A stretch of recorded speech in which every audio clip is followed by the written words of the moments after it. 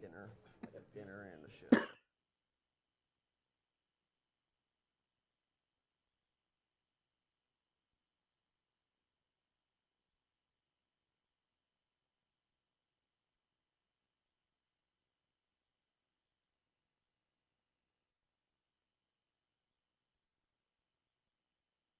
Here, Bonita, Did you have to talk? here, Bonita Springs.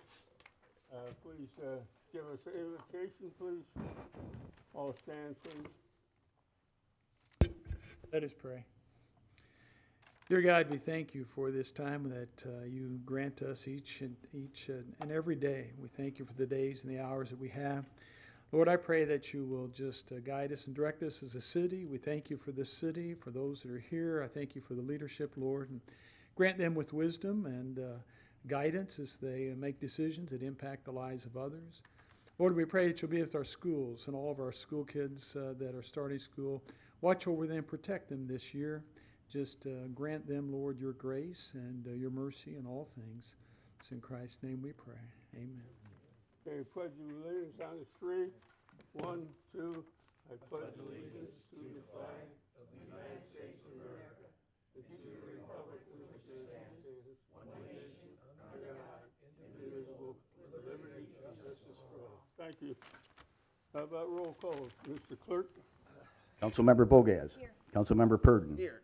Councilmember Carr. Here. Mayor Steinmeier. Here. Councilmember Corey. Here. Councilmember Fullick. Here. Deputy Mayor Forbes. Here. Okay, no changes to the agenda. Okay, public comment. Anybody from the public care to comment? That's you, Ben. Get in line. First. Yes. Hello, everyone. Thanks for coming. Introduce yourself. Yep, I'll introduce myself. My name is Brandon Forker. So if you haven't met me yet, I live right down the street, but really here to apply for the technology board. Can I raise this up a little bit, or? We can hear you. All right, sweet. Other than that, really my past decade, I've done 3 things. I've worked at Amazon, had 5 different positions there. I've also been in the National Guard for 5.5 years, and then literally 2 years ago, maybe a little bit longer than that, as COVID started, figured I'd work remote. So I tried that out. I've worked for a software company for the last almost 2 years. It's been really great. Other than that, really feel like I could give some assistance to the city of Bonita Springs. I really don't know what you guys do here as far as the technology board, but for me, being almost 30, I have probably a lot more experience in certain software, tech stacks, implementation, certain things like that that maybe you guys aren't doing. So figured I would say, hey, why not just take a shot, see what happens, go from there. Also, since my wife and I have lived here, we have also joined our community board just to try to get everything better for our condo association, which we've also seen there's really no technology, it's hard to work with the association, so on and so forth. So either way, that's why I'm here. If anyone has any questions or wants to know more about my background, feel free to ask. Other than that, that's about it. Okay, thank you. Yeah, no problem. Yes.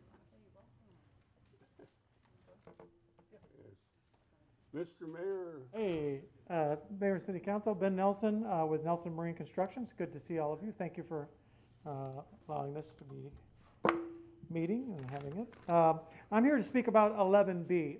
It's in regards to a side setback, potential side setback for boat docks. I am here to support this going to the second reading, but modified, as the zoning board had agreed with us, with the people that showed up. Just in short, staff had come up with a way to have a side setback that was a 45-degree angle from both riparian lines.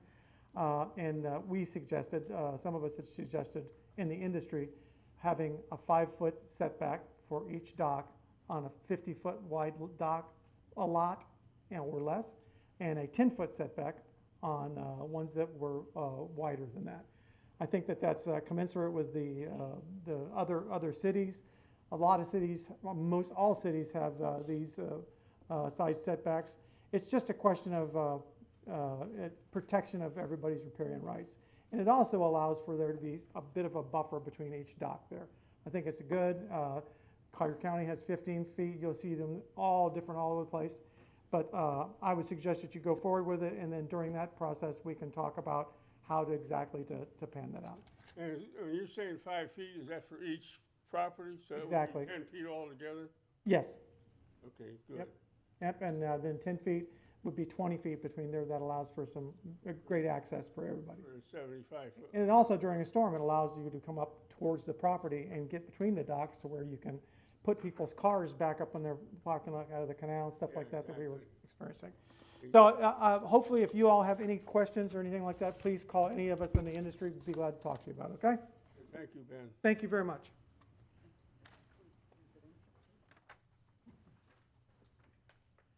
Good morning. Trish Leonard, Bonita Springs resident, Bonita Springs business owner, and also the president of the Bonita Springs Downtown Alliance. I'm here today for just a couple of things. First, I wanted to personally welcome our facilitator for last year's charter class of the Greater Estero Chamber of Commerce, back then it was Dr. President Timmer. Thank you so much, and I had to come say hello to you because you're a fabulous facilitator, so very happy to have her in our community, as well as the first woman president of FGCU.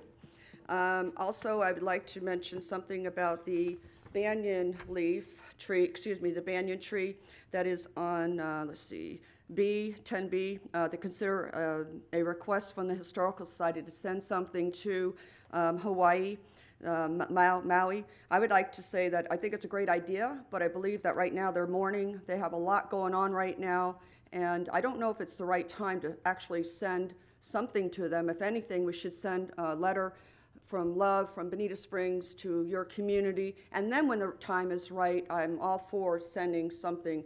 But right now, I think they're just trying to get over like we have when we're in Ian, and we're still trying to recover from that. So I'd ask you to just take that into consideration. And finally, I wanted to, I don't know, for those of you who do read the Downtown Alliance newsletter, we did feature the City of Bonita Springs as our member of the month. Our board of directors felt that, you all do a lot of things, and we could agree to disagree on items, but you do a lot of great things, and I just wanted to feature that in our Alliance newsletter and say thank you for everything that you do.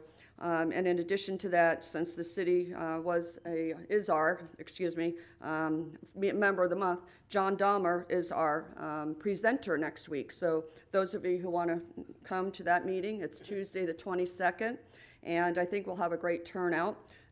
You hope he's ready, I told him. And so we're looking forward to that.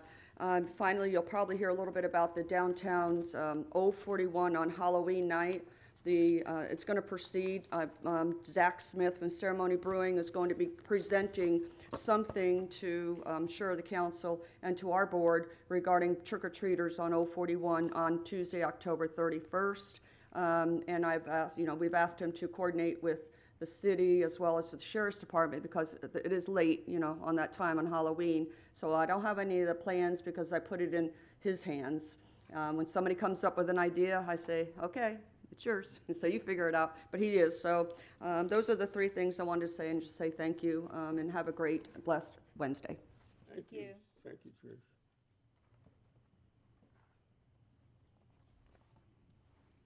Boarding Mayor and Council, Joe Mazurkis, President of BJM Consulting, here this morning in my capacity as Government Affairs Director for the Southwest Florida Marine Industry Association. Just following up on 11B also, we concur with the previous speaker talking about what kind of side setbacks should be. The marine industry has been working with multiple governments over the last couple of years in determining ways to eliminate conflicts between docks as they go next to each other. We have looked at side setbacks. We have looked at being able to do different things. There is no one solution, no silver bullet that fixes this problem. The city of Cape Coral has had side setbacks for years, which I'm very familiar with as a former mayor of that community. It still has conflicts. It still becomes a one-on-one situation where you have to come up with solutions. So it would be our position, this would be the position of the Marine Industry Association, if you were to limit the amount of dockage that is presently allowed, and you can see how much is being presently used by the pictures that were attached to the letter from Stokes Marine on 8/15/23. Notice how many of those docks would not meet this new ordinance. So your citizens are presently using access to water by huge numbers, well over 50% of those folks that have marine improvements on the docks. If you take that away, I'm not talking legal, I'm talking public policy. If you take that away, you're limiting their access. And you're taking away a right that a large number of your residents now enjoy. So it'd be our position that we would like to see the LDCs remain as they are written today and come and deal with the conflicts on a one-on-one basis. If it is decided that you need a side setback, and you believe some revision is needed, then we reluctantly suggest that the side setback be set to a specific number of feet and not the angled riparian lines. Just go straight side setback, just like you do on residences. It's much easier to enforce, it's much easier to interpret, and if you need one at all, we would respectfully request to do it that way. If you have any questions or comments, we'd be happy to answer those. Yes, is this sovereign state land?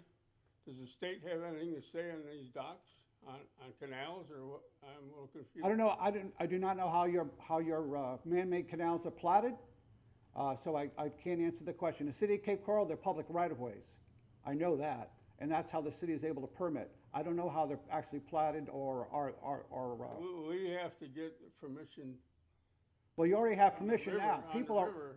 People on the river, yes. People are already building docks on those man-made canals now. So I suspect they're doing so within compliance with all laws. So what I'm saying is this ordinance is trying to limit that. And we want to make sure when you do something that's limitation, Whether the state is involved in these canals. no, I don't think so. Not with regard to your marine improvement area. Attorney, do you have any any comment on that? State permitting doesn't apply to non-natural water bodies. Okay. Neither do technically riparian rights.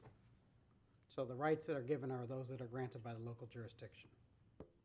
Okay, thank you. I appreciate your time. Thank you. Anybody else? Okay. Presentation. Thank you, Mayor and Eileen. Council. At this time, we have with us Dr. or President of Florida Gulf Coast University, Dr. Ashigo Tamir with us. And this is an opportunity for her to visit all of some of our esteemed establishments in Bonita Springs. She's had a meeting with the Bonita Springs Utilities, Habitat for Humanity, Cafe of Life, Bonita Springs Elementary School, the Wonder Gardens, the Center of the Arts, and she will be visiting with all of our Bonita Springs principals as well. So she wanted the opportunity to also address the City Council and us provide an opportunity to welcome her to Bonita Springs. Mr. Mayor, Council, Steve McIntosh, resident Bonita. Bonita has a tendency to get lost between Fort Myers and Naples, so I want to make sure that you met the new president of Florida Gulf Coast University, so please let me introduce the president of Florida Gulf Coast University, President Ashko Timur. Thank you. You're welcome. Thank you so much for having me this morning. It is such an exciting moment for me. And first of all, I have to tell you that I am so proud of being the 5th president of Florida Gulf Coast University. And FGCU is your university. It is our community's university. And we grow together and we do things together for our community. And I am so, I so look forward to working with each one of you for the next chapter of FGCU while we grow and while we do things together. So thank you so much for giving me an opportunity to be here and meet with each one of you. Welcome. Welcome. Thank you. And we want to have a picture. Yes, if you would like to, council would like to come forward. Picture is always good.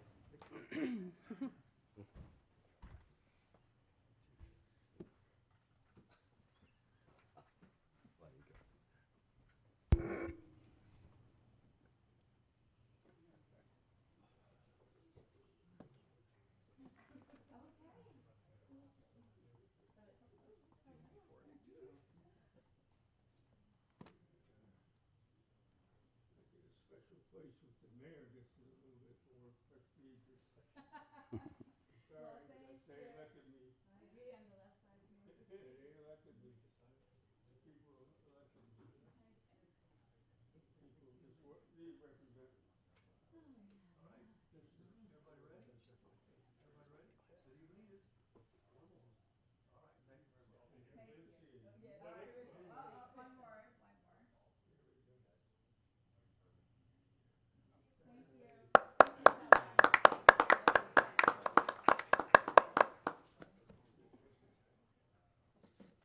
Is it going okay with long distance? 3.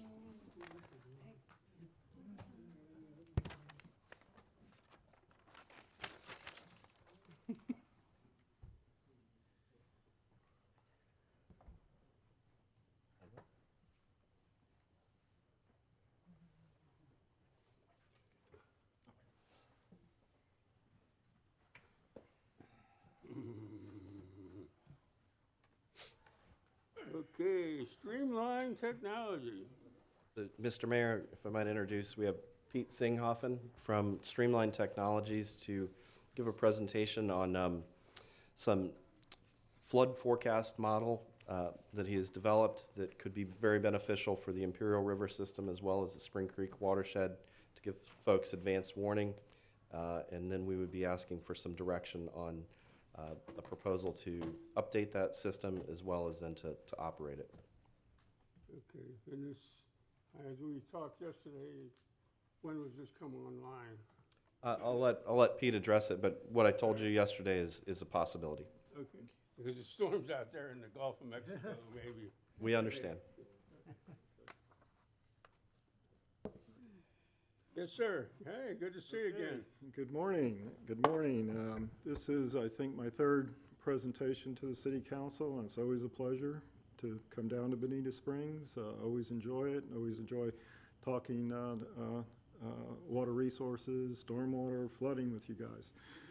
What I want to talk about today, I'll try to keep it brief, but it's a real-time flood forecasting system for the city of Bonita Springs. And what I mean by that, real-time flood forecasting, real-time is what's happening right now. Like every hour, we kind of update this system, and we can predict, or we can tell where the water levels are throughout like the Imperial River and all the secondary drainage systems. And then the flood forecasting part, we're looking 2, 3, 4 days ahead, what's about to happen. And with that information, we can pass that along to the city Matt, and decisions can be made about what to do with that information. This flood forecasting is down to the street and house level. So we can predict with a reasonable degree of accuracy where the big problems are going to be, how far into the future, like a few days, and then also how long will it last. You remember with Hurricane Irma, we had, before Hurricane Irma, it was Invest 92L in late August 2017. Some flooding occurred, it started going back down again. Irma came, almost looked like you dodged a bullet, and then the sun came out, and then the flooding came. And then it lasted for weeks. That's the type of thing that we can nail down pretty well. So there are, and I call this just RTFF, for real-time flood forecasting. There are 3 primary components to the system. The first is the engine, the hydrologic and hydraulic engine. That's a software product that we call ICPR. It's been around for 4 decades now. It's not something that we just invented. We've used it on several of your projects already. We use it for projects with Lee County. But this is just a screenshot of a small segment of the Imperial River. And this model will run 24 hours, 7 days a week, 365 days a year. And then it gets its rainfall data. We need the rainfall, that drives everything. We grab it from a public source on a 1 kilometer grid. So 1 kilometer, 1 kilometer is less than 1 mile. So all those little squares you see there, we're getting rainfall every hour. And that's distributed across the entire model domain. And then once a day, we're getting a 10-day forecast. and we usually predict out maybe about 3 to 4 days is pretty accurate, but we'll take it out to about 7 days typically. That data became available in 2016. There was something called the National Water Model. I won't go into all the details with this, but they have that grid across the entire country. And Streamline Technologies, my company, we're downloading that every hour, just pulling it down for the entire country, and then we can extract whatever we need for Bonita Springs. And then the third component is the dashboard system. And this is just a little excerpt of something we were testing. That's Cape Coral, Sanibel Island, Fort Myers. Those are breaking down into little dots that we call flood risk points. And it's real simple. Red is bad, green is good. Okay, when you see that on the dashboard, you can access it from your phone, tablet, anything that has access to the internet. Red is bad, green is good. You don't have to be an expert modeler to interface with this. You can do what if scenarios from it. The forecast says the hurricane is going to hit New Orleans, and you're looking at it saying, what if it hits us? You can put in rainfall, 8 inches, 10 inches, right from the dashboard, and evaluate that what if scenario. All that's built into the dashboard system. And then we also have an automated text messaging system in it. So if we start seeing those red dots pop up, we can send an automated text to like Matt. Matt can then go to the dashboard and make decisions on what to do from there. So what if we had that information 1 to 3 days, say, in advance? What would we do with it? And I'll give you a couple of examples. This is one that we had running during Hurricane Ian in Orange County, Florida, small neighborhood, highly urbanized area, about 1.5 square miles, drains into a bowl, and then a pump is used to pump it out, kind of like Worthington. Except this is a much bigger pump, and it works well most of the time, but when it gets overloaded, it floods. And so we had this system set up for them, running live, and 3 days ahead of time, we were able to tell the county, this is what it's going to look like in 3 days. And they were able to issue an evacuation notice to the residents there to get them out. When it finally did flood, it matched this almost identically down to the house. What they're doing now is they're rebuilding the pump station so that they can lower these lakes much lower, faster, and they're digging the lakes out to create more storage, and they will use this system to help them decide when to turn the pumps on to increase the storage and mitigate the flooding before it happens. This is one that we didn't have online at the time, but we tested our system afterward. And this road is a major connector road between 2 arterial roads, and it went underwater for several days. It got washed out.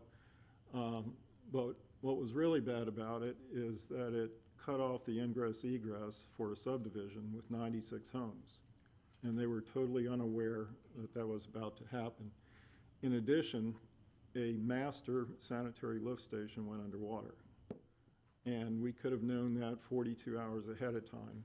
I spoke to the utilities director. He said had he known that, he could have put temporary flood walls around the pump station and protected it. Instead, they lost $4 million in a generator and instrumentation.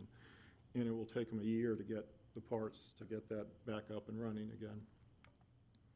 And we had these apartment complexes in this area. A lot of students from the University of Central Florida live here. And if you squint real hard, you'll see all those cars underwater. I didn't count them all, but there's 100, 200 right in this one area. I saw a statistic that with Ian, there were 350,000 cars went underwater, throughout the storm's path.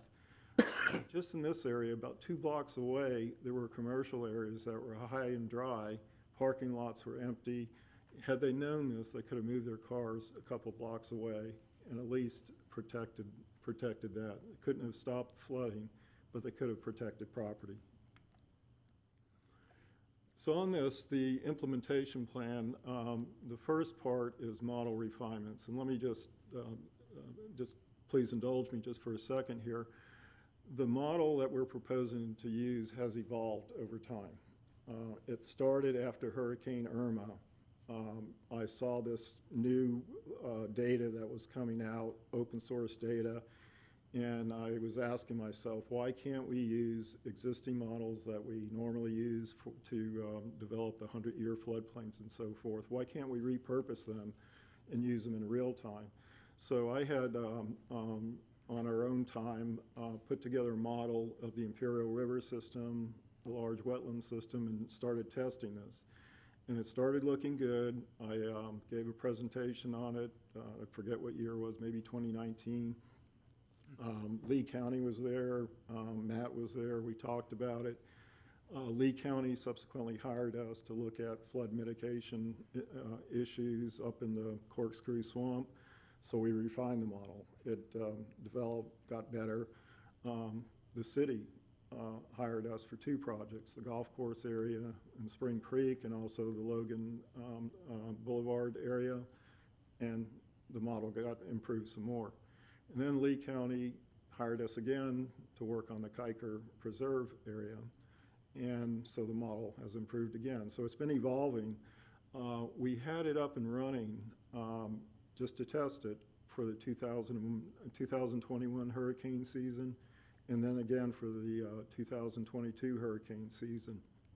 And I was in contact with Matt for both those when the storm was approaching, and it was quite accurate. At least on the inland part. It does not have the coastal part included in it, but the inland part looked pretty good.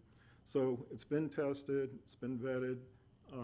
We can crank up that by itself again tomorrow and just monitor things.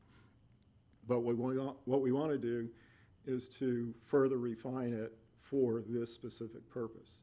We want to add some of the new things that have happened, make it run more efficiently because we're running it 24/7. And then we want to add those flood risk points to it. Every house, every street, any other critical infrastructure that the city has and wants to monitor, those are those flood risk points. Red is bad, green is good. You know, we'll have that built into the dashboard system. We'll incorporate some USGS data to make it more accurate. We'll do a little bit of testing on it, and then we'll deploy it for a year. So if you give us the go-ahead, I'd probably crank up what we have right now just so that we have something. And then once we get it all together the way we want, we'll run it for a full year. Yes, Mayor. How much hardware do you put into the ground? Is you putting hardware all over? No hardware. No hardware. It's all How do you get these readings? from the numerical model that we run. We've tested it, we've calibrated it. We've proven over and over again that given the right rainfall, it predicts very well. So we don't need to put a lot of expensive sensors and things like that in. I think, Mr. Mayor, if I may, there's a lot of existing monitoring data that the USGS has that Pete's tapping into, as well as a lot of work in terms of elevations from LIDAR, where they flew the area, and so we understand the terrain quite well. And then the city had an existing stormwater model that was used for project development or 100-year floodplain analysis, and that's what this is leveraging. So there isn't a need for a lot of hardware, and the model results we already saw are very accurate.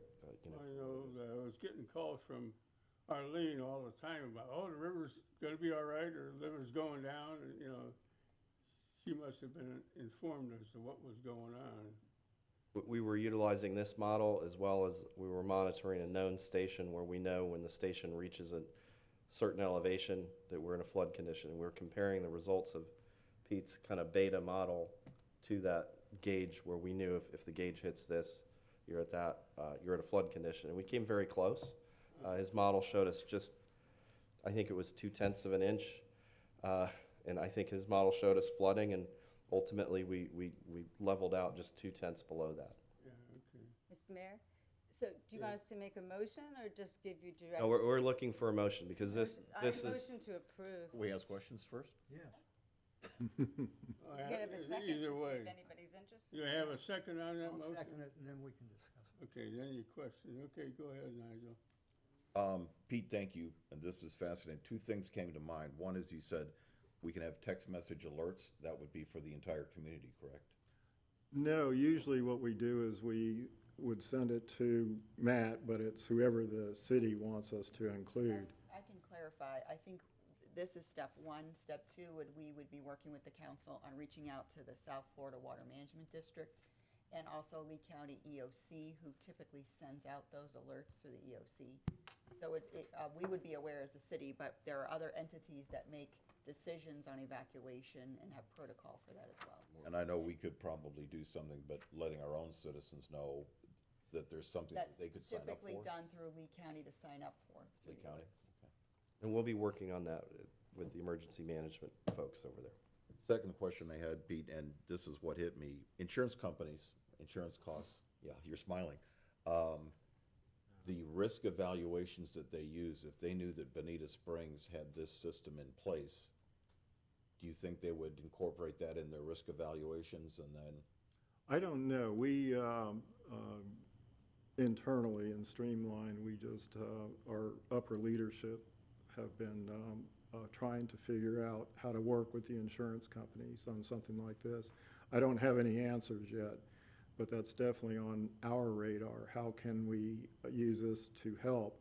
One thing, though, that I think it could help is with your flood insurance rates, I think it's CRS. CRS, with their Yeah. community rating system, that would be something we would identify when we are audited through ISO. We would make them aware of the tools that we have.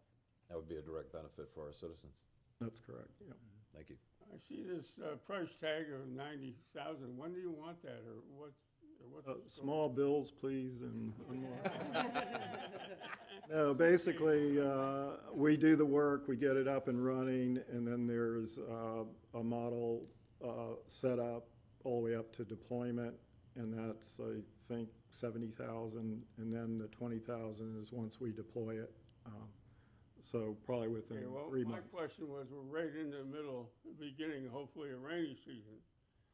Yeah. And it took a 12-month build out. So that would put us in November, which is the dry season. Right, so that's what I was saying. We have an existing model that we had running for the two previous hurricane seasons. If you guys gave me the go-ahead, if the city gave us the go-ahead, I would take our existing model, just spin it up so that you have something. In the meantime, we would be working on this more elaborate system that gets down to the house level. Sounds good to me. Yes, sir. Yes, Fred. Yeah, I have two questions. Number one, does this model factor in sheet flow? Even though I know there's going to be a mound, it probably doesn't hook around.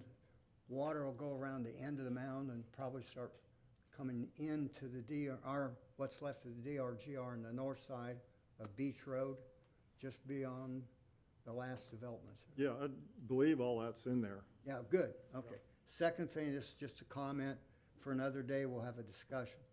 I think we need to, after the county would give the alert, we're gonna flood, especially if it's at night, you need some sirens or something at key places with people understanding if it goes off, this is what it means you got problems. Then they can go and look at their text. People that are asleep don't wake up and look at text. And I think we started flooding both in Ian and Irma in the night as opposed to daytime. Yeah, there's some law, Newton's fifth law or something that says when it floods, it will always be at night. That's it. We had a motion and a second. So Mayor and Council, you do have funding in this fiscal year, so we could move forward at this time, and you don't need it as part of the next. It's in this fiscal year. Very good. Call for a roll call, please. Councilmember Bogas. Aye. Councilmember Purdon. Aye. Councilmember Carr. Aye. Mayor Steinmeier. Aye. Councilmember Corey. Aye. Councilmember Fullick. Aye. Deputy Mayor Forbes. Aye. Well, thank you, sir. Good to see you. All right, thank you, everybody. Council Council, with that, we will be reaching out to the Southwest Florida Water Management, South Florida Water Management District, and we will also reach out to Lee County Administration regarding the implementation. Okay, now down to consent agenda. Motion to approve? Second. Any we comment after we vote. Roll call, please. Well, you have to pull it there to comment. Go ahead. You have to pull it to comment. I believe the mayor is referring to just comments after it's passed. Okay. Councilmember Purdon. Councilmember Carr. Aye. Mayor Steinmeier. Aye. Councilmember Corey. Aye. Councilmember Fullick. Deputy Mayor Forbes. Aye. Councilmember Bogas. Okay, now we have a chance to comment on what we just voted on. Any comment? Thank you. Okay, we got mayor and council items. Do we have anything from, We do. we do? Oh, I'm sorry. Yeah, we have, the first one we have is update regarding Lee County Recovery Task Force, and that's Councilmember Chris Corey. Yeah, okay.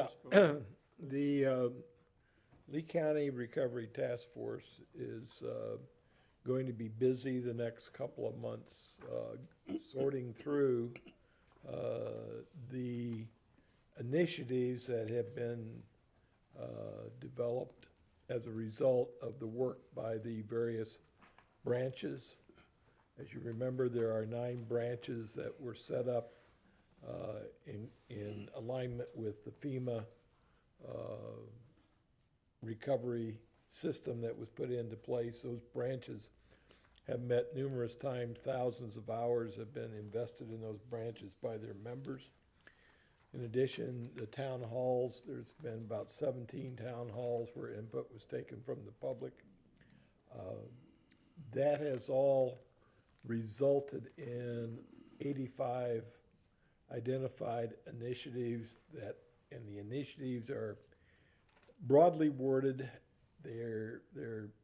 They result from input, not of just one branch, but of several branches and so forth. But they pretty well have identified at least areas where now there needs to be a deeper dive into what each of those initiatives means in terms of a time frame to accomplish them, a cost to accomplish them, and so forth. So over the next 2 or 3 months, that's what the Recovery Task Force is going to be working on now.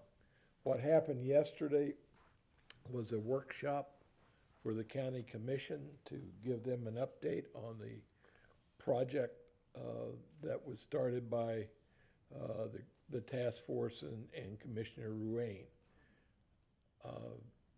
This all started in late February. Well, actually, it started in December, about 3 months after the hurricane,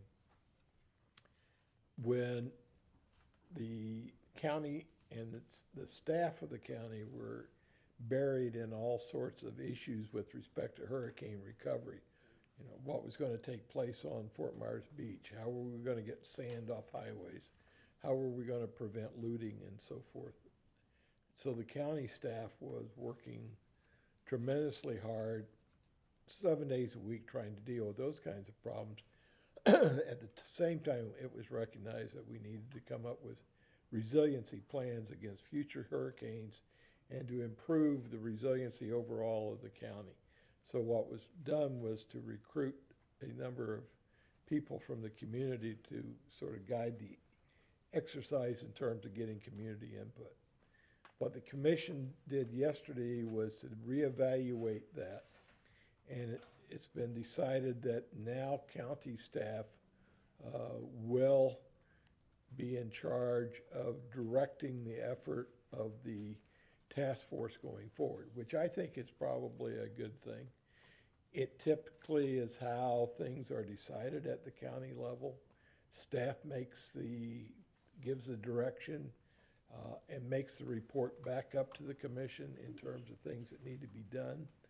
You know, they make sure that there's a complete analysis that not only includes the finding of the task force, but make sure that the things that the county has been looking for over the last several years that have been included. And it also makes sure that there's fair representation, not only between the cities, but that all the unincorporated areas in the county have been represented in this whole process. I think it's good because as a member of the task force, I've been struggling with exactly how much authority do we have in terms of trying to set priorities. I think with county staff involved, it's going to be a much cleaner process going forward. Now, it may result in some of the timing being pushed back instead of the commission approving the plan for the HUD grant, the 1.1 billion in December. That might get pushed back 30 or 60 days, but I think it will be a better result. So that's what's going on now. Those 85 initiatives were reviewed in a one-on-one meeting with myself, Arlene, Matt, last week. We got to ask questions about certain of those initiatives.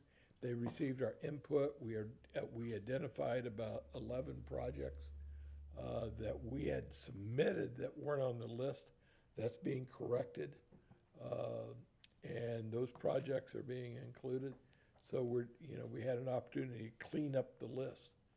And so that's been taken care of. So that's where we're at. We're moving forward. The county commission as a whole, thank Kevin Wren for his efforts. But now I think it's back into a normal process. Mr. Mayor? I was there too, and Chris's description of what happened is 100%.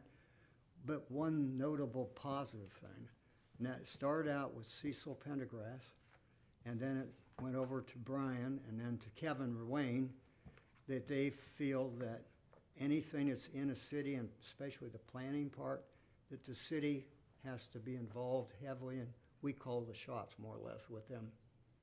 So that's a good thing. Okay. Well, Chris, now we got, I just wanted to confirm that the projects that the staff and Councilman Corey were discussing were projects previously brought to City Council. In no particular ranked order, we were looking for some direction on how we'd move forward with those. Those same projects we've also shared with Lee County Administration and how they might fit into the CDBG DR process simultaneously. So there was also a question of feedback of who the lead entities were on many of these, and some of them are going to be multi-jurisdictional, so we identified that as well to be incorporated and updated. I think the bottom line is now we have a framework that Arlene and Matt, I think, are a little bit more comfortable with than the framework we had before, and I think that's good. I think it's going to be valuable that they have a chance to make sure that the interests of Bonita Springs are represented in this process. hope so. Hope so, yes, there's always hope.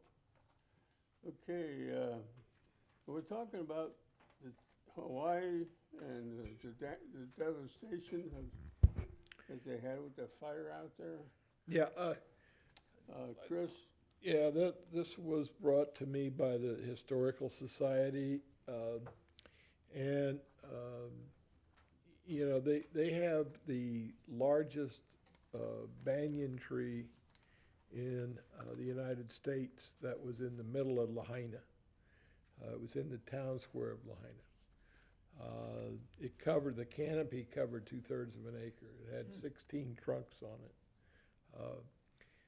Now, banyan tree is a very thin-skinned tree, okay?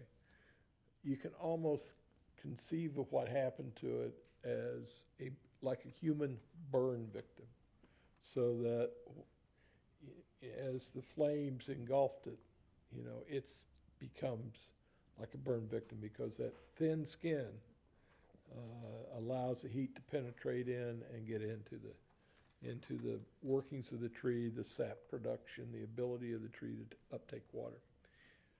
It's not presently known if the tree's going to survive.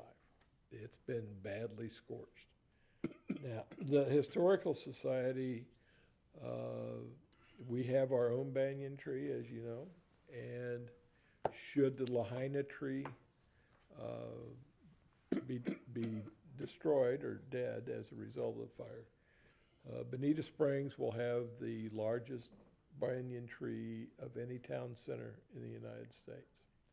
And it was felt by the Historical Society that as an act of compassion, that we should send a cutting from that tree over to Lahaina at an appropriate time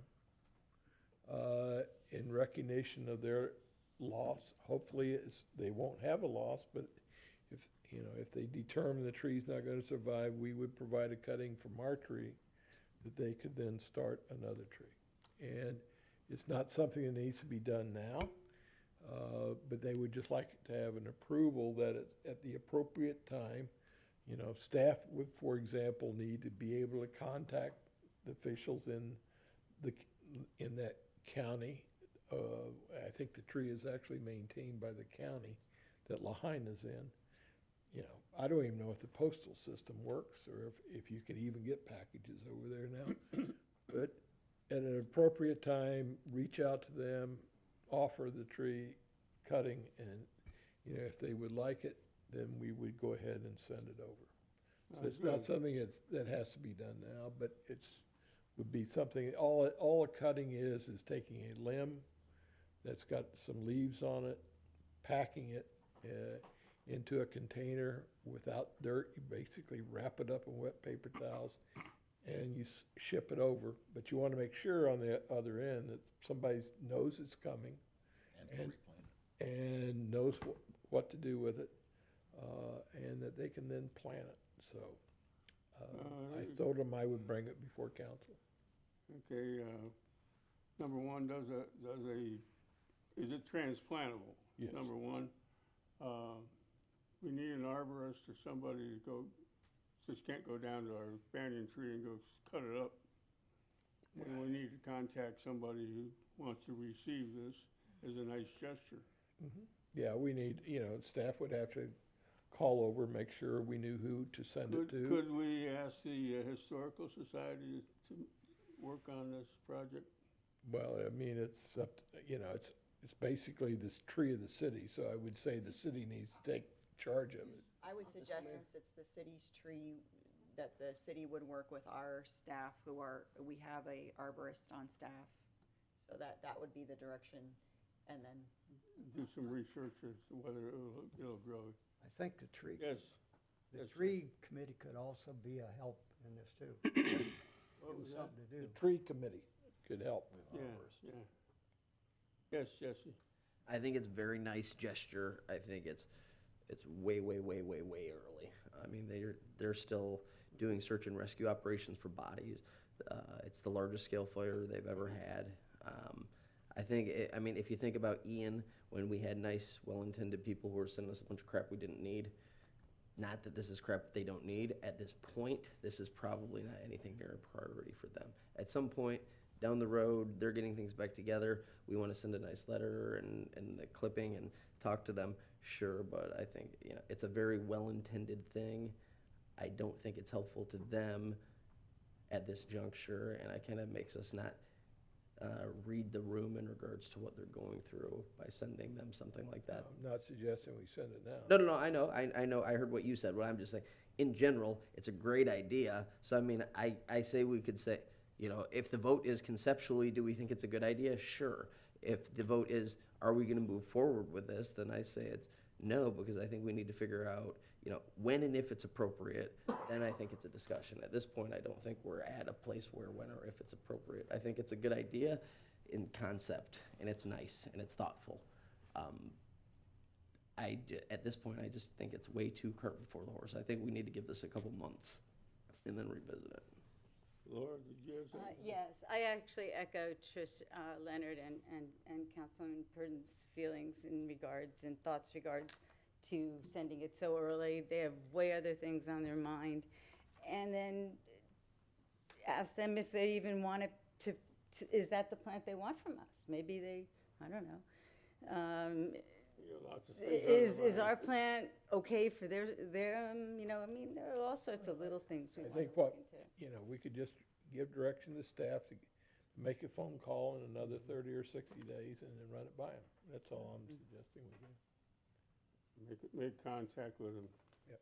Mr. Mayor, I think we would. Need a vote on that or just direct? We would need to wait some time anyway, because we're gonna need to not only wait to contact the officials there, but, you know, banyan tree ficus is an invasive species in Florida, and I don't believe it's native to Hawaii either. So we'd wanna make sure that that's not an issue, and because Hawaii has a lot of restrictions on agricultural products that get shipped in, we'll have to run those down. So it'll give us some time to run those items down before we'd even be able to consider this. Yeah, put a time schedule on it? Or? No, I'm just saying, you know, just give direction to staff to, you know, Start looking into it. start looking into it and figure out where we're going with it. Okay, Okay. keep us informed as we go along. Thank you, Chris. I'd like to nominate Banyan for the Tech Advisory Board. Second, I'm sorry, what was that? for the Advisory Board. It's a ballot issue? Who is it? Tech Advisory. The gentleman who's sitting right there. Oh, yeah, yeah, okay, yes, second, if there wasn't one already, yeah. Okay. Any discussion? Roll call, please. Councilmember Carr. Aye. Mayor Steinmeier. Aye. Councilmember Corey. Aye. Councilmember Fullick. Aye. Deputy Mayor Forbes. Councilmember Bogaz. Councilmember Purton. Motion carries. Thank you. Welcome aboard. Congrats. You get his address so he knows when the next meeting is? Laura Taylor's got the addresses. Okay, very good. Okay, moving along here. First reading. It's the loan. Motion to approve, we have to vote on that? Yeah, we just did. First reading. Shall I read the title? 11A. This is the first reading of an ordinance authorizing the issuance of interim borrowing not to exceed $2 million in principal amount of a debt obligation to finance continuing governmental operations, providing for a covenant to budget and appropriate legally available non-ad valorem revenues to pay the principal of and interest on the debt obligation, providing for the rights of the holder of such note, providing severability, and providing for an effective date. Move to second reading?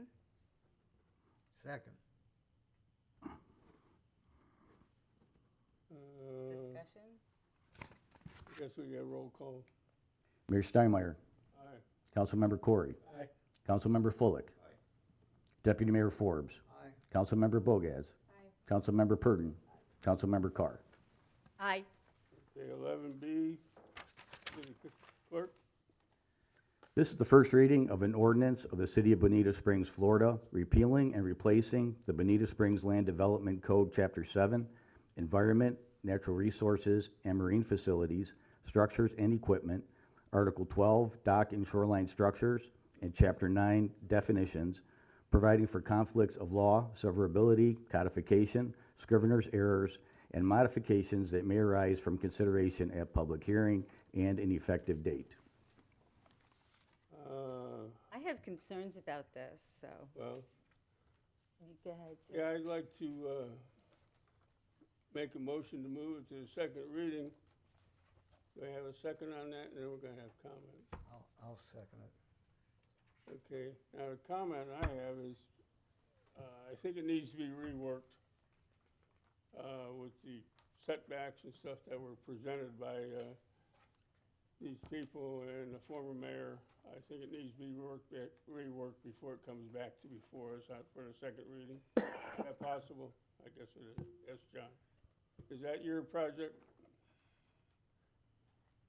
It's community development's project? Good morning, Mr. Mayor. What you have is both options. What was presented to the LPA from staff was a document that was similar to the city of Punta Gorda with adaptations to make it more specific to Bonita Springs. Once the LPA made a recommendation to use setbacks, a draft of that regulation was also included. So you have both options. You heard what the former mayor said, and this gentleman back here said. So And sir, I hear a lot of things, so. and we already have had the issue of setbacks where people built according to code, stuff happens, and all of a sudden, nobody can have a generator. And we had to do all sorts of exceptions, and then we had to change, and then we just got rid of that ordinance. So when we start doing setbacks, why? Because if anything, it sounds like it's creating more danger. People are going to lose their ability to put their boats in safely. So why are we doing this? So it wasn't that long ago that we came forward with a major change to our dock ordinance, and that was to adjust to a lot of our artificial water bodies and how they have curves, angles, and weird quirks to them. So we wanted to make sure that people were able to have a dock. That worked for where we were. Most docks were built. What we saw was a lot of replacement. It wasn't necessarily a lot of new docks unless it was a new home. And then after Ian, most of those docks were taken away, a good number of them. And so one of our major concerns at that point was going to be access. So when you build a dock, we want to make sure that your neighbor also has the ability to build a dock. When you do that, there's a number of ways to accommodate that. Obviously, you heard several people today recommending a setback. That's not the only way to do it, but they all kind of get to the same goal. The goal is that when you build your dock into the water, you don't prevent your neighbors from accessing their dock or from constructing their dock. A setback is just that. You move the dock in from the property lines. We were looking at something that angled it in from the property lines in an attempt to try to give a little bit more and provide a little more flexibility. There is no magic bullet. It was said before, and I agree with that 100%.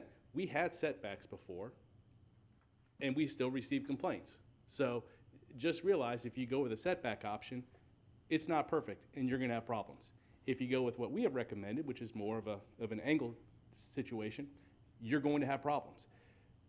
We know that, which is why in both of those there's an administrative variance procedure. So for most issues that come up, we can address those very simply and quickly.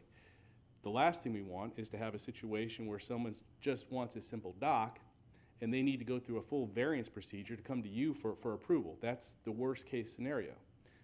So we're trying to handle the 99.9% of these either through a simple permit or through a permit and administrative variance process. So personally, if you all, your next reading, decide a setback's appropriate, fine. If you want to go back with more of an angled approach that we proposed, that's fine too. I'm not really attached to either one. They both go about trying to provide the same thing.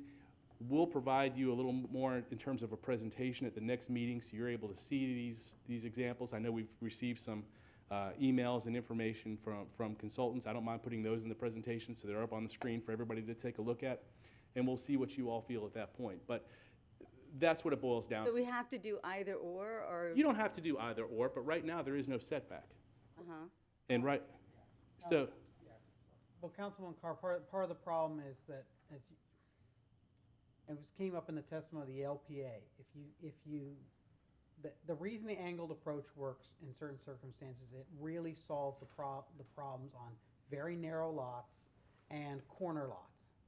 Where a setback, when you have maybe you have only 25 feet on your seawall because you're on a corner lot, a 5-foot setback isn't going to help you at all. Mm-hmm. And if your neighbors can have 5 feet, then you just don't have room to maneuver. So we'll provide designs that show why that works.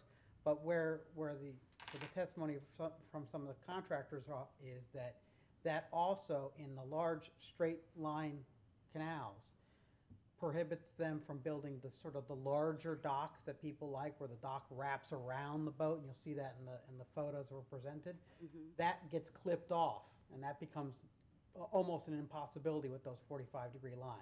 Mm-hmm. So the angles are trying to prioritize access, but that's gonna have its times where it conflicts with people on larger lots desiring to have large facilities. So that's sort of where I see the breakdown on the two sides. And just so everybody realizes before we get into the real discussion, we're only talking about artificial water bodies. When we're talking about Estero Bay, we're talking about river, natural water bodies, the rules that we're proposing do not apply. There's already a set of regulations that we have to work with a handful of other agencies in terms of what's permittable and what's not permittable, so. Okay, Fred, please. Yeah, question, John. Because one option works real good for one condition, and the other option works real good for the other condition. Is there a way we can put them both in this thing and say, depending on what the situation is, we go with option A or we go with option B, and then I think we have less complaining and people coming back for variances even administratively. I think we might have created a zebra. So we can do whatever you all would like to do, but I think that combining them might create possibly the worst conditions of both alternatives. But we can, if that's the desire, we can try to hammer something out and bring it back to you the following meeting. I think if you could eliminate it when the worst conditions could happen, maybe that work, it doesn't just, we'll shoot crap. Oh, I understand the concern. If you kind of combine the best of both, maybe you get a better situation. I don't know if 1 and 1 makes 3 at this point. You know, it might be something that's a little too difficult to glue together. Why is it so bad for, why is it so bad that it comes before us for a variance? Why would it be so bad? Because it would exceed what we've established that they could have approved administratively. So Mayor and Council, we do have some time between now and second reading where we'd have a presentation and further discussion. It might be helpful for John to reach out to you all individually and walk you through some of the examples of things that they've dealt with, how this might be beneficial to the residents. Mr. Mayor? Yes. Could I also recommend, and I'm sure you're already on this, but talk to Ben and see what, understand the totality of his arguments and, mold those with ours so we can kind of look at what that looks like. Or what, if he's wrong, I don't care, that's fine. If he's wrong, great. If he's not, I want to make sure that we are doing the right thing. And I want to, seeing that there are two sources that, Bonita would be prone to trust, I want to make sure that we evaluate both those sources appropriately. We're making the best decision. So if we takes a little bit more time and we have to consult with everybody and get them in the room and talk it all out, great. If you can do that over the phone, wonderful. But at the end of the day, what I'd like to see is a side-by-side. Here's why we should, here's why we shouldn't. And then we can kind of go from there and know exactly what we're looking at. That's fine. And we have had conversations. I don't disagree with what his concerns are and what his intent is. Actually, I think that what we're both doing, whichever proposal you're looking at, aims to achieve the same goal. It's just, you're right. Along the peripheries, what's permitted under this, what's prohibited, vice versa. I appreciate it. Yes, sir. John, Nigel, go ahead. thank you. 2 quick questions. One is, who's the pro from Dover on your staff that understands all this? Besides yourself, of course. Laura Gibson. We've run through engineering and a handful of other individuals on staff and off staff that take a look at it just to make sure that we understand what we're doing.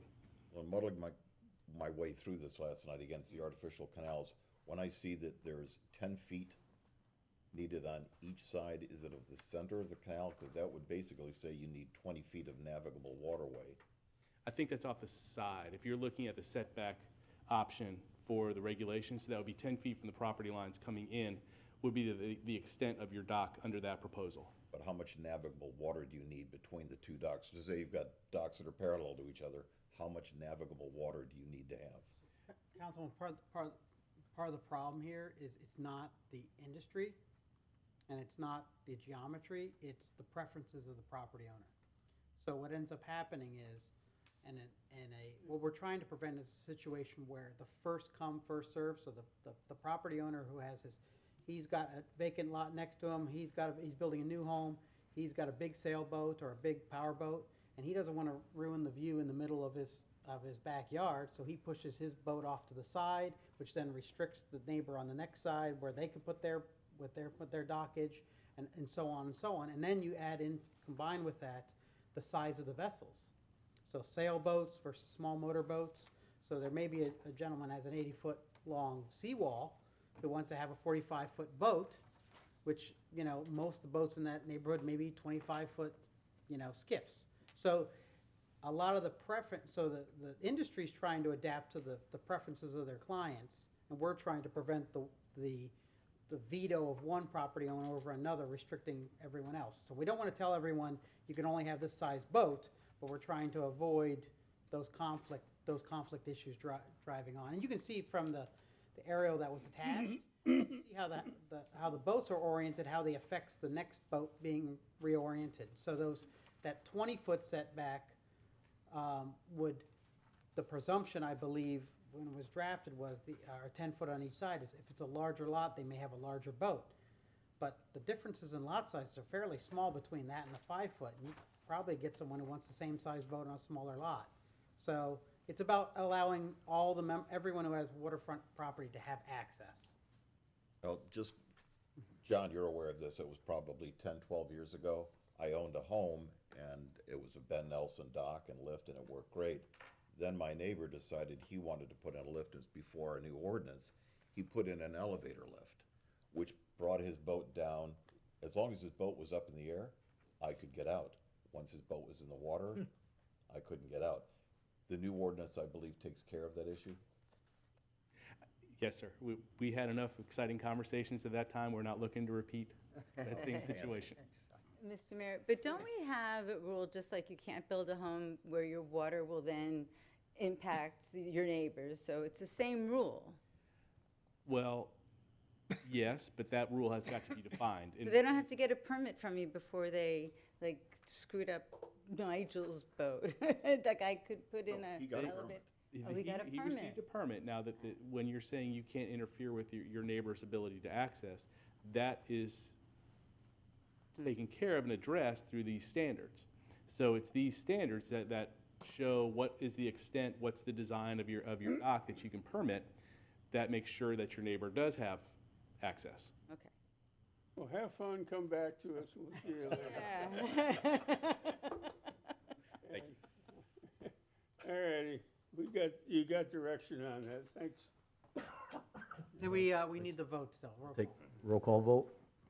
Councilmember Corey. Aye.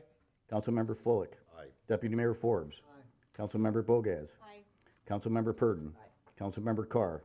No, I'll wait to see what they come back with. Mayor Steinmeier. Aye. Okay.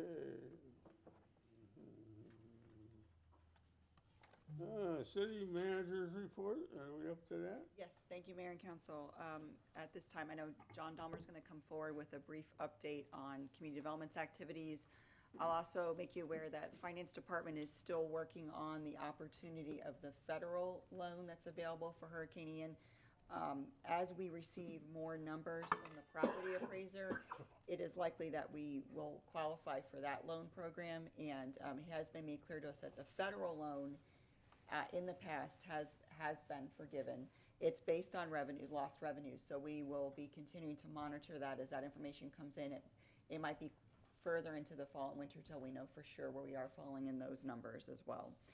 And we're continuing to work on I know you all received a copy of Lee County's after action plan, and we're continuing to work with Haggerty, our consultant, on that as well. Good morning again. Okay. Permit-wise, we still continue to process those Hurricane Ian permits. Like I said, at some point in the future, we'll figure out how long we want to extend the permit fee waivers. Those fees are still being waived currently, and there's no date to stop doing that. Advances in the office lately, we have been waiting for about 18 months to find an upgrade to our permitting software that was going to function and not crash the system.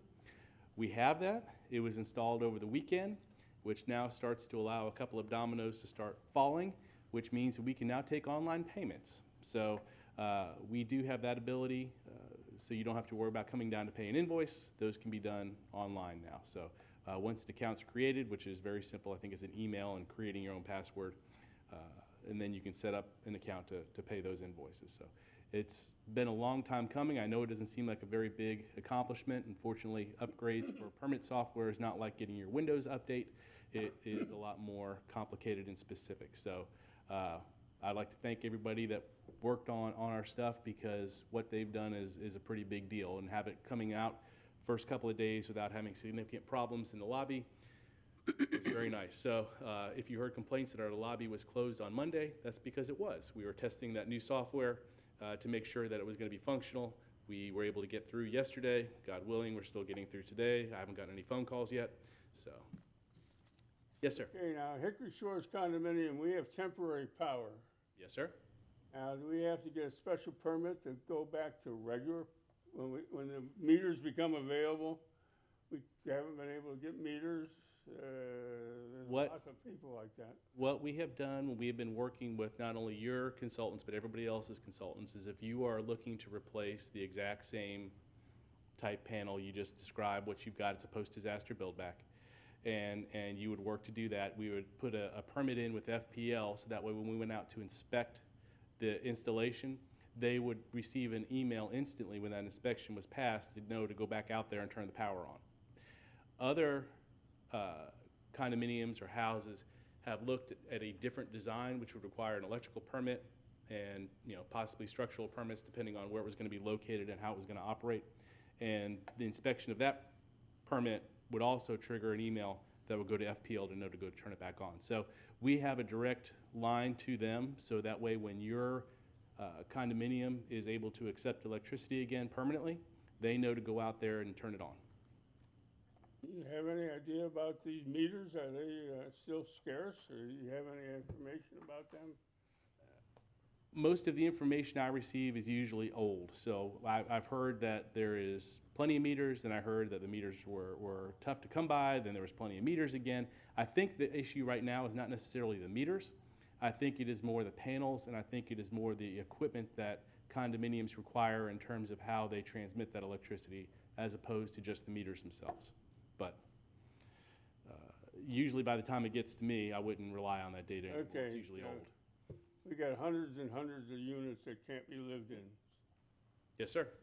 And regarding the permit fees, we were going to wait until the anniversary of Yes. the hurricane and then bring back an analysis of where we are with permits and revenues as well, and then look at some sort of stepping stone to the type of permits that make sense for you to continue providing that fee waiver for, because of the timing for the contractors and materials and such. That's great. All right. Do you need, the Wonder Gardens, they had some work done in there, okay? Do they need the licensed contractor to work on our building? Yes, sir. They have to come to you and get a license or register? Well, they just show proof of a license. They don't license themselves with us. They get the license through the state. Okay. So to answer that question, they are required to use licensed contractors. It depends on the scope of the work they're doing, whether or not it requires a permit. Correct. Question. Shouldn't we require as part of our owning the building, you don't work on the building unless we get notified first as what you're gonna do to it? I agree. I believe that's a part of the contract. Good. So is getting annual financials. Which our staff is reviewing, and we'll be getting those out to you. As far as what Fred said, I completely agree with that, because I was in there, and they ought to let us know what they're doing to our building. And have Well, to the license, citizens building. and have a permit. I talked to Neil yesterday, and I wasn't sure whether he said they had registered with the city or not on his contractor. Because he had an accident and had a little fire, and I don't approve what they did anyways, but that's beside the point. So what they do is they get that license from the state. They would provide their proof of license and workman's comp insurance to our office. And fire insurance. A licensed contractor, he's got insurance in case he causes a fire. I would hope. Yes. Okay, so. you can snap the whip, all righty. And Thanks, up to John. code comes sir. first, right? Yes, if permit comes in, we treat it just like everybody else's permit. Okay, anything else there, Ms. Manager, please? No, thank you, Mayor and Council. With that, I'll move on to the update regarding the fiscal year 23-24 draft budget. At our next meeting on September 6th, we will have an updated capital improvement plan which reflects Council members Fullick's request and the council's direction to include Cochran Street in an outline year. It will not impact fiscal funding for this year, it would be in an out year that's for planning purposes. Also wanted to remind you all that we will again have a budget update on the 6th. We will have our first tentative budget hearing on the millage on Tuesday, September 12th at 5:30 p.m. And then subsequently, we'll have our final budget hearing that does include the millage rate vote on Wednesday, September 20th at 5:30. I would like to ask council's direction. That is a morning meeting for you on September 20th. Would you like to reschedule the city council meeting to commence immediately following the budget hearing? 'Cause usually that meeting is shorter in nature. Yep. Need a vote on that? I think as long as we have direction, we'll post accordingly. For the Well, we do 5:30 or 5:05? Because one year we did 5:05. Well, we can do 5:05. I think there was a request when we discussed, when Lisa reached out to everybody to make sure that 5:30 was easier for some folks who are coming straight in from work. So typically it's a shorter meeting, and then we would post the council meeting to commence immediately following the budget hearing. And so we'll start at 5:30 again, yes? No, so I thought initially you said it was in a morning meeting. So September 20th is a morning city council meeting. You are required to have your millage rate vote in the evening. So that means So we will move it. So you move the council meeting to the evening. Great. Thank you. Okay, very good. Thank you, Arlene. Anything else? Yes, I do need to, yesterday, the mayor received a letter from the chair of the Lee County Charter Review Committee requesting some feedback from all of the municipalities. The mayor received that. I don't believe the attorneys had a chance to fully look at everything that the Charter Review Committee is looking at. I think we just make sure we have some direction if you would like. I think we have some time before their September meeting, but they were looking for some information by August 25th. We don't have a council meeting prior to that. So the essential crux of the letter you received is that the Charter Review Commission, which is not the approving body itself, they will send their comments to the county commissioners, and then it'll go to referendum. But if the Lee County Charter is amended to include these provisions, there are no provisions with respect to it currently in the charter, it would restrict the city's ability to annex future properties. Okay, how is that? Okay, that's initially what I thought, but then when you read it, the way that it's read, it says that they have to come to the municipality first, get approval, then they go to the county. So then I'm like, all right, that's not an issue. But I initially thought what you just said. That was my initial problem. Well, the easiest answer is that any new burden is a restriction. And while someone comes to us for an annexation, voluntary annexation first, even if we approve it, the effect of this would mean it does not get approved until the county signs off. So that, you know. We couldn't do it independently of the county. So if community A wanted to join us, they were in unincorporated Lee County, and they came to us, we said, yes, we can make that deal. As if we make this deal, we agree to this, we could hypothetically make that deal, and then the county could say, no, they're not, they're gonna go to a sterile. Now, there are three factors. The future water and service areas, that's not a major factor for us since BSU serves water and sewer in the city. The primary county maintained road may be the one where that happens. Quite frankly, I'd have to look at a map of our service to see if this would actually implicate us. But it is a restriction on the city in the future, at least hypothetically. There are also restrictions in there with respect to special districts. I think there's been some recent trouble with the city of Fort Myers and one of the fire districts that might be addressing that. I've reached out to a couple of the charter review members to sort of get me what the impetus was, what the thinking was, and I've got copies of the minutes I'll go through and try and figure out and get more back to the council going forward. Well, it is their property mostly. I mean, if we're gonna annex in something, it doesn't belong to us to start with, right? Well, it belongs to the property owner. The property owner is requesting. Oh, it might be unincorporated Lee County, so it belongs to Lee County, sort of. They're in no man's land, kind of. So the easiest example for me, just off the top of my head, would be if the Village of Estero, for instance, wanted to expand out along Corkscrew Road, where there are lots of new developments that are approved by the county.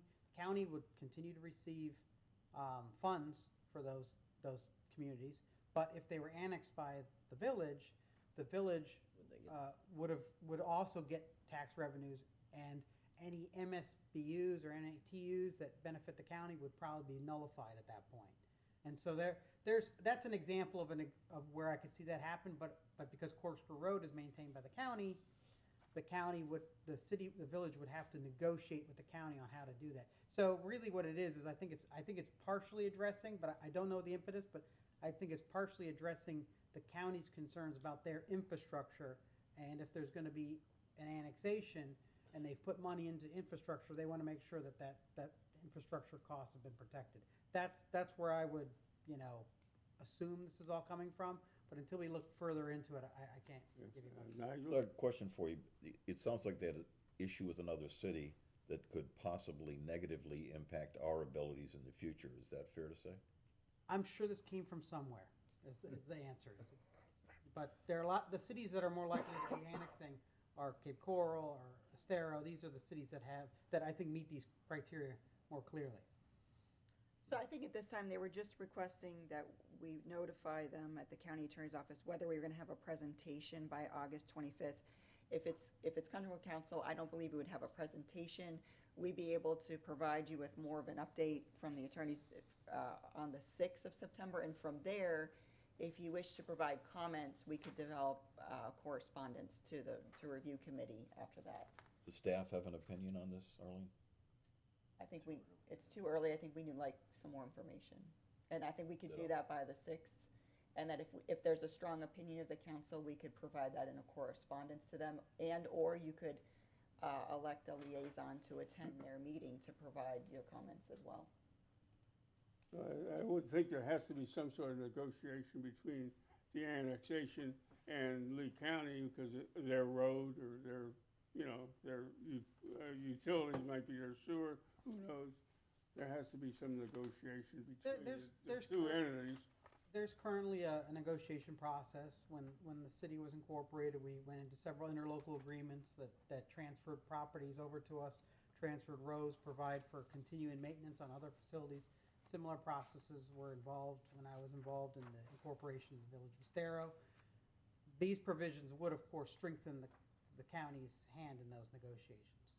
I don't know that this is really an issue for the city. I'm going to reach out to the county attorney's office, try to get more of the context, and get back to you, and I'll confer with the other city attorneys to kind of see what's going on. I'd feel better if we knew it wasn't an issue for us. 100%. Well, I think you're still able to have some opportunity to provide correspondence before September 12th to them, as well as elect a representative to attend their meeting if we need to. And if we need to send staff, we can send staff to speak at the meeting. Okay. And I have one other final update. Representative Botina has requested the managers in the region, including Collier County and all the municipalities in Lee County, for Matt and I to attend a meeting on September 6th with Senator Pasadoma to start talking about collectively goals for legislative session. So at that meeting on September 6th, I will probably bring forward, that's during the day, but our meeting's in the evening. We'll provide you with an update. I would also bring back last year's legislative priorities to start review. I understand there'll be planned delegation meeting coming in October. Once we have that final date, we'll be able to advise you all of that. But I think that now is the time to start making sure that our asks are starting to be fleshed out and in place. So we'll be providing kind of an update of our recovery efforts, where we see some need for assistance and opportunities, kind of hear collectively what we should be working on, and bring that back to you so that we can start preparing that document. Great. Okay. I guess we move on to council reports. Do you have anything to report? Jesse, you usually have something for us. No, this is the end, the last one at the end here. I would say that League of Cities was this last weekend. It went really well. Congratulations to Councilwoman Holly Smith. She won what is pretty much the equivalent of the Lifetime Achievement Award for the League of Cities. And then she also won the election against Mayor Gunter for District 2 at large, which essentially means she'll be president of the League of Cities as a whole, not this next year, but the following. So she's now in line to be the president of the whole shindig. So was glad to see that. And then, congressionally, we had the Oversight Committee down here last week to go over the federal response to Hurricane Ian. We had Chauncey Goss. We spoke to, all the mayors. We met with leadership from all over Southwest Florida, and there's some tangible takeaways and ways that I think we can do better within the agencies. As far as how it's going to affect us, there's discussion about all this money that's under HUD. Should it be under HUD? Actually, for what we're using it for, probably not. And the way that we're using it is pretty much, we're hamstrung in many ways. We're making things that are 8th priority because it fits in the census tract, not because it's what we need, because we're trying to make it fit into the money. And really the problem is federally we threw a bunch of money and then we were like, all right, make it fit here. But it's not, the money isn't being utilized as well as it could. So for example, all of the cities who put in their requests, everybody put in their requests based on what they thought they could get based on if it fell in the census tract. So like, for example, for the housing side, Fort Myers Beach and Sandoval are pretty much screwed out of it entirely. So we're going to divvy up $1.1 billion between all of us, and those two are out of it when they got destroyed. So point being, the allocation 70-30 for housing and infrastructure, that's maybe lopsided the wrong way. Maybe it should be 70% infrastructure, 30% housing. And then, there could be a larger collective use of those dollars. So there's a discussion in regards to that happening. Wonder Gardens, I think the mayor brought up some very good points on the Wonder Gardens. I emailed staff into the hours of last night a myriad of issues that I would like to have continued discussion with in regards to the Wonder Gardens. I'm not pleased. I think that's been known since we pulled the contract initially. So I think there's a lot of work to do in that area. And as far as the annexation thing, I appreciate Derek's explanation of that, because bringing it back the way you did in the second round there really helped to clarify it for me. And these are the type of things that, if you don't have somebody who's paying attention like that, we could have got hosed later and not realized that we gave them the keys to do that. So I generally understand these things pretty good, and you completely fixed my thought on that. So thank you. And then last, everybody have a great week. It's good to see you guys. I think we're gonna have a good one this week. It feels like it anyway. So that's all I've got. Okay, Laura, you have anything to say? Nope, all's good. Good. Yes, sir. I just wanted to say I'm happy Bonita Springs Fire Department, the 27 on Hickory Boulevard, is officially open and operating in full capacity. And there's a good picture of the chief and the banner today. Yeah. Yeah, it's real Very good. nice. Yep. Thank goodness. Yes. Yeah. Any, Chris? Well, the congressional August recess is in swing. And information from the Florida Society of CPAs indicates that there is going to be a push after Congress reconvenes to try to get the same tax treatment for everyone that was available during Irma. We're hoping that that takes place because the extension period for filing individual tax returns is usually up by October 15th. So if I know that I'm still holding up my return for filing in hopes that that gets passed. So we'll see what happens when Congress gets back. But if anybody feels like it, they might write their representatives or the congressional delegation and urge them to push on this when they get back to Washington. With that being said, just so everyone knows, if you can hear this, your congressman has put in a bill that would rectify this. Whether it passes or not, we don't know, but there will be a supplemental being voted on when we get back, so the president can ask for more money for Afghanistan. In that process, we're going to attempt to stick it in that bill because it will pass. Afghanistan? Or I'm sorry, for Ukraine. I'm sorry, Ukraine. So he's going to ask for more money for Ukraine, but part of that supplemental package, Congress members get the ability to then put things in. So we're prepared to enter that, and then hypothetically, if it doesn't die beforehand, it would get voted on with the supplemental and potentially pass, thereby allowing us to claim the losses on our taxes as we're trying to do. Has anybody got information about Social Security change? I read Social Security. they were gonna put $2,400 to the low end of the Social Security benefit people. No, I heard something about $700 to everybody They yesterday. changed the whole, you know, I'm not opposed. but see, the COLA change on Social Security is in September. So man, they went from 9%, oh, it's happened to be 3% now in September. Okay, how do they manage to get, you know, instead of, you know, everybody's still paying high grocery bills. But anyways, they're trying to change that Social Security, give away more money. But anyways, yes, Nigel. Bad news, good news. The bad news is I attended the TDC meeting, and I hate to say I was right, but the fact that we had this influx of travelers to Florida that we weren't expecting, it looks like our bed tax revenues are going to stay down between the what's happening overseas. Our overseas travelers are declining. People here at home are getting concerned, so they're cutting back on travel. The airlines, you can look at them, and there are signs. So thinking that we're going to get more money off the bed tax very quickly, it's just not going to happen. On a good news point, I know the mayor, this was a topic of yours. It struck me a few weeks ago when they found a corpse at Lover's Key. Suddenly it was in Bonita Springs. We found a dead body at Lover's Key. But normally when good news comes out, it seems to be attached to Fort Myers. So the people at TDC, especially, I want to commend Tamara, because I know she reached out to our city manager. I had a great discussion with her. They're very sensitive to that, and we're going to see a greater effort on Bonita Springs. I don't want to say owning Lover's Key, but the fact that it'll be more prevalent that it's in the city of Bonita Springs. And I think what started all this, and you want to say a tempest in a teapot, because of the fact that the post office that is very accessible to them is right down the road. If they have to switch their address to the Bonita Springs post office, it's kind of a hardship for their folks, but they're working on rectifying it. And then again, it's the budget for the staff. So as they move forward, we'll see more Bonita Springs.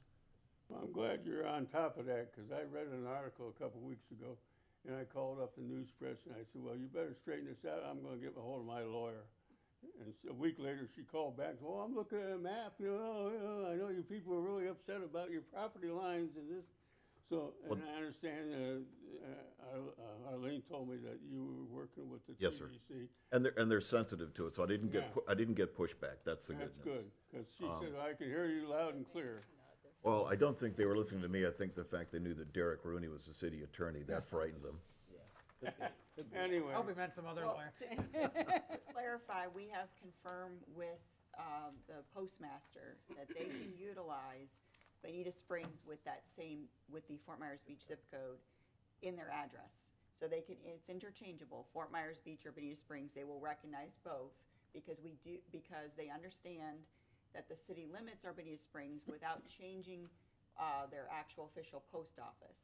That was the concern that the park had, is that in season time, it is too challenging for their staff to get inland to Bonita Springs post office as opposed to Be a 5-hour trip.